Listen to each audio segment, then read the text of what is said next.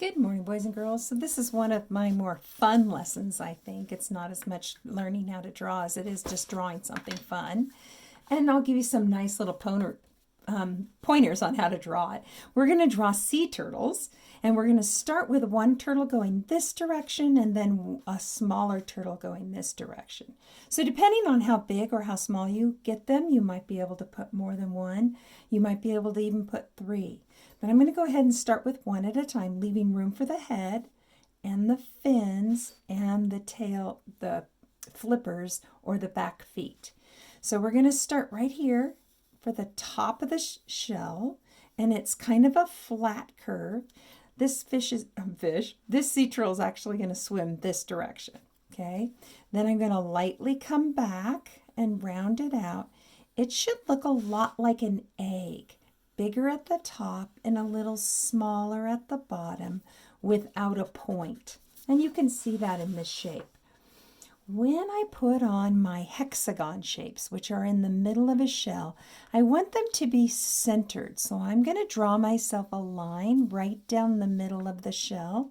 And then I'm going to kind of look at my shell and see if I can make it very balanced so that one side looks very symmetrical or exactly the same with the other side. It doesn't have to be perfect, but you want it pretty symmetrical. When we put on the little sections that are in the shell, it will change a little bit. So wider, narrower, and we got a line kind of dividing it down the middle. This line is important, but it will get erased later. So what we're going to do is start by making a perpendicular line, which goes the opposite direction, kind of like a plus sign, right through the middle of his shell here, with a little bit of the same distance on each side. We are drawing our hexagons now. I'm going to show you guys a nice little trick. So I'm putting one right in the middle. Then I'm going to skip a space, and I want to leave some room at the bottom. Trying to make all of these horizontal lines that are parallel with the top of the shell. So they're diagonal to you, but they're horizontal to his shell. So you should have at least 4 here and no more than about 10, or you'll have way too much work to do. Then what you're going to do is make a V shape. 1, 2, 1, 2. And that is your hexagon. 1, 2, 3, 4, 5, 6 sides. You'll repeat this over and over again on all these middle shapes. 1, 2, 3, 4. 1, 2, 3, 4. Now when you look at these, you might be tempted to just do a zigzag, but the lines will look more even if you do them at the same time. If you go with the zigzag, they'll start getting more crooked. You might not like the way it ends up. Once you have this, this is the center of the shell. The next step we're going to do is the edge of the shell. Now to do the edge, I'm going to switch to a Sharpie so it's really easy for you to see this. We're going to go around the edge, but we are going to go outside the edge and back in, and you'll see what I mean. So a little bit out and then back in, a little bit out and back in, a little bit out and back in. And you're trying to make these all about the same size. Out and back in, out and back in. And I'm just repeating this around the shell till I get to the back. Then I'm going to go the opposite direction, out and back in, and I'm just going to follow it around. You don't have to match these. They don't have to all be the same, but notice how they angle back and come back in, angle out, come back in, angle out. And I'm going to do the same thing, trying to end at the center. Now, I have the outside edge of those little pieces that go around the edge, but I need the inside line now. So I'm just going to curve it around. Watch. I'm just going to go from here and curve it around. Curve it around, curve it around, just like this. Go from point to point, just curving this around.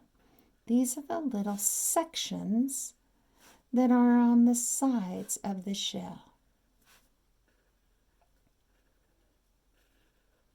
Going all the way around. Don't forget, if you get behind before I go to the next step, it's real important. Just pause your video and then stay with me. It's okay. That's so great. You're never going to get behind with me. Now, see how cool that looks around the edge? The nice thing about doing it with a Sharpie at that point is that these lines are going to get erased that are inside. And if you have a Sharpie, you can erase them super easy because it was just a construction line, okay? Which makes it a lot easier. Now, if you did do it in pencil, you kind of have to go in and erase all those, okay? You can always go back to it and darken it up too. So the next two lines are kind of in a pattern. You'll be able to see it. You are going up, down, up, down, up, down. So if you go up, down, this one goes up. And this one goes down, up, down. So you're just repeating that zigzag pattern at the ends.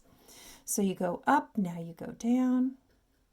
And this one goes down, and now you go up. So that's how you finish out the end. The rest of this is super easy. You just need a slight curve. This will help him look more rounded. So from each point, I'm doing a slight curve up, slight curve up, slight curve up. Starting here again, slight curve up, slight curve, slight curve. And you're ending on the end of the shell. Isn't that a beautiful shell? I think that's so cool looking. I think that's one of the things that makes the sea turtle look so amazing. Once you've got his shell done, you're ready for his arms and his legs. But before we get to that, let's go ahead and do another one over here. Second time is always easier. I'm going to do a little one, kind of looking like a baby one. Now, here's the thing. I'm going to let my arms overlap each other so you can see what to do with it. If you don't want to deal with that, though, you can move it over so that the arms don't touch each other. But I'm not worried about it. I actually am doing that on purpose. So I'm going to go ahead and do a small one over here, like this. Actually, I don't think those are going to touch. I'm going to get a little bit closer here because I want them to touch. There we go. A nice flat curve. And then when I come back to do the back of him, it's just this exact same thing we did before, except we want this one to be smaller if you want it to look like it's a baby one swimming next to its mother or a littler one, which is super cute. Now I've got my basic shape. It's a lot smaller. So I'm going to run a line through it like this, and I'm going to go ahead and finish my shell. Now I can make these the same size or I can make them bigger. I'm going to just put 3 in, okay? So I'll show you what that looks like. I'm going to put 1 in the middle and then 1 on each side. So that's only 3, because once I add these points, I only have 3 of these, which on this little tiny shell looks really cute. But you could make them smaller so you could put more in. Then I would be repeating the same pattern going around. Remember, we start up at the top, we go out, and then back in. This pin is giving me trouble. Out and back in, out and back in. Doing the same thing, going around, out, and back in, till we get all the way back to the end. Don't worry if they get smaller down there, that's fine. And if you get any of them a little funky shaped, like I just did right there, I really wouldn't worry about them, because this is nature, and nature's never perfect, and some things are a little bit different. Okay, once you've got them in, all you have to do is go from point to point, making sort of the left side of an oval or the right side of an oval, depending on what side you're on. You're just finishing out the shape. Just nice little flat curve. Once you have all of those done, it's so great if you used a Sharpie, because now you can go ahead and erase really easily those overlapping lines right over your Sharpie. Okay, and we know how to finish this off. We've already done it once. So we went up, down, up, down, up, down, over here. And this one would go the opposite way, keeping our zigzag out. So they both go out, and these two go out, you can see. And then at every point, slight curve, slight curve, slight curve, slight curve, slight curve, slight curve. The curve helps make his shell look more rounded. If you traced it everything in ink at this point, you could just erase any construction lines. And we're ready to go on to legs and arms and heads. So I'm going to do a profile head on this one and a top view head on this one. So I'll start with the baby first. He needs kind of a little wide neck here. Go ahead and put that in. Make sure it's not super skinny. And then just a very flat curve where his eyes are on the sides of his head. And then you're going to do a nice curved pointy nose, but it's not a point. It's just kind of curved. Now I like to turn him just a little bit, so this is like the top edge of one eye, and this is just a sliver of the other eye showing. His head's just slightly tilted. You could just do a little dash there if you didn't want to. You could also give him little nostril holes there if you wanted to put those in, but you are looking down on him. So to put in his arms, I'm going to switch back to a pencil so you can see what's going to happen with these with their overlapping arms. So I'm starting at the neck here, and I'm going to go out and curve back. Now it could come out more this way or more this way. You can kind of let them swim. So I'm going to bring this one out here, which is totally fine because they do move their arms. Then back here, they're going to curve and go down, curve and go down. Okay? So their arms are rather wide. When you get to this point, kind of look at the length of this one and the look of the length of that one and see if they look like they belong to the same one. And then put a little curve at the end. A little curve at the end like this. And then they are rather wide where they attach, and they need a little bit of a wavy line here. A little bit of a wavy line. They're not super smooth, okay? Now, this one, they have wide legs, so a little curve back and a little curve back. And then you're going to do that same little wavy line, same little wavy line. And there's my first turtle. Now, what's going to happen with Mom? What I recommend is that you go ahead and draw them so they overlap. So let's put her head in first because her head won't overlap. I'm going to go ahead and give her a wider neck than her baby. Okay, and so she's going to be profile. So this is her neck, and then we have to make a bump for her head.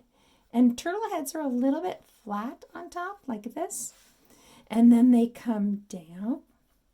And the thing about turtle noses is the top part of the mouth is much wider than the lower, so they're pretty straight down at the end. And what you do with this line gives your turtle a little bit of personality. You can see how that could give it a little bit of personality. Now, when you put in the bottom lip, you don't want to go to the end. So the bottom lip is more here. And then you're going to go into his neck like this. Now, as you look at it, you can always adjust it. You might say, okay, I want to make his head just a little bit bigger up here, put a little more of a bump on it. Maybe I want to bring in his neck a little bit so it kind of curves inward slightly.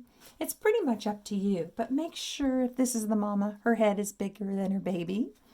Sea turtles also have very large eyes, so curve up, curve down. This is the little eyelid. They have a little bit of a wrinkly space under here, and then I just put two large curves inside his eye. He's pretty cute. Okay, now fins. What we've got to do is put the two fins in, but this one I'm going to put close to the body because he's a little bit turned. So I'm going to come back. I'm going to put this one close to the body, but this one is going to come out, and look what happens. It overlaps her baby. So I'll show you what to do about that in just a minute. First, look at the fins, that they're both about the same length. Then make that little curve back, that little curve back. Remember, they're quite wide, so I'm going to come all the way down to here to put in that slightly wavy line. On this one, I have to come down about the same over here and put in that slightly wavy line. Now, as the artist, you get to decide who's on top. Who's ever on top, you erase the other one's lines. So I think it's cuter to have the baby on top. So I'm going to erase the lines of Mommy underneath, and I've solved my problem. the baby is swimming above the mother, and the fin here is on top of the other one. Now, some of you say, well, why don't you just draw it stopping and starting? A lot of times we get it kind of crooked. We don't get this line continuing well. I think it's easier if you can draw lightly to just draw it in and then erase the lines of the one that you think is underneath. Okay? Now, he needs those fins. So we're going to come back here and curve back. Make sure they look bigger than those. Curve in and curve back. 2 little curves in. 2 little curves in. Make sure they're wide. This part is wide.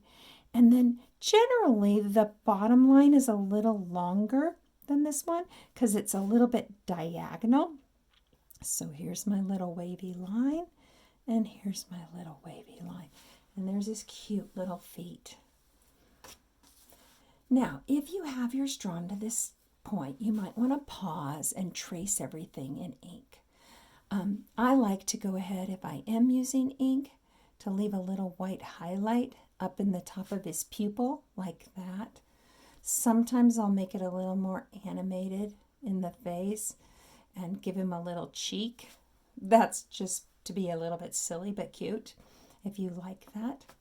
They often have little texture-y bumps that are on their knees, and I like to draw some of those in like that. They would also have them kind of where their elbows are or the top edge here. Notice how they're kind of irregular. They're not perfect. Little oval shapes to show that texture on their elbows. And you can decide how much texture you want to put on. Every artist does that a little bit different. I also like to show a little bit of the texture on the top of his head and the back of his neck. Looking cute. They do have kind of like little flaps in their fins that help them catch the water to swim. So here I was just drawing a little bit of a curved line, so it looks like there's a little bit of a flap there. So I just make a couple curves. You wouldn't see very much on that one. Just really curving it into the fin. Okay, and he's pretty much done, except he's not all the way traced. So same thing over here. If you wanted to add that, you want to curve away from the body, curve away from the body, curve away from the body, and curve away from the body. And 2 or 3 at the most, because you're not always going to see them always, depending on the angle that you're looking at them. And the texture bumps, remember, they're more towards the elbows and like the knees. If you think of the knees, this outcropping right here. Now, what to do next? You can add all sorts of things like kelp and seaweed, sand, other fish.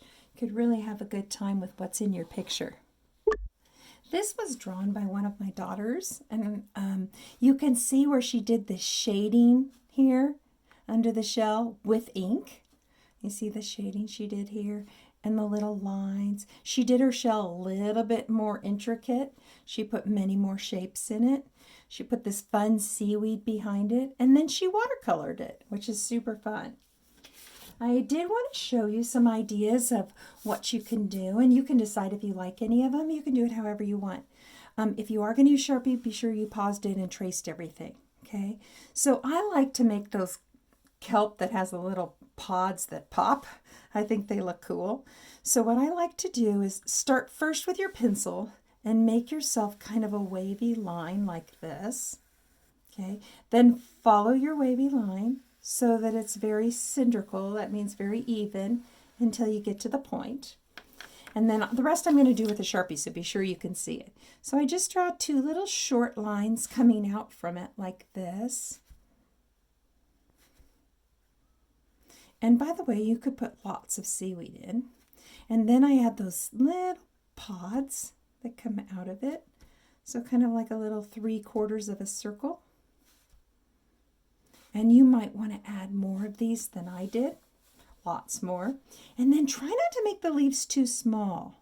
Yeah, I like to make them kind of floating in the ocean.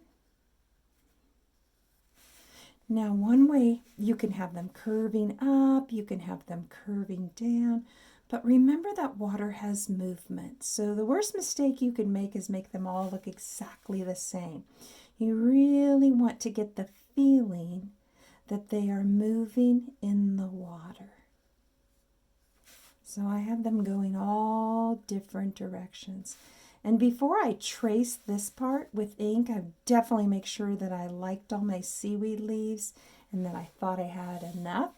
I'm going to flip one here so you can see what that looks like. Okay, so I'm going to start with one side of the leaf, and then what's going to happen is this is going to turn into that line, and then it's going to come out the other side. So you can kind of see how that one is flipping and turning. Now, I think that looks pretty cool, but I think it would look better with twice as many leaves. So I could just keep going, keep adding leaves. Remember to make them go in different directions. And you really help see the movement in the ocean when things are all going in different ways. Once you like the way all your leaves work, you're welcome to add more lines than I did. You could go in and trace these. If you have any pencil lines that still show, you just go ahead and erase them. But you can have a lot of fun with that. You could also do just a very wiggly line like a plant coming up from the ocean floor.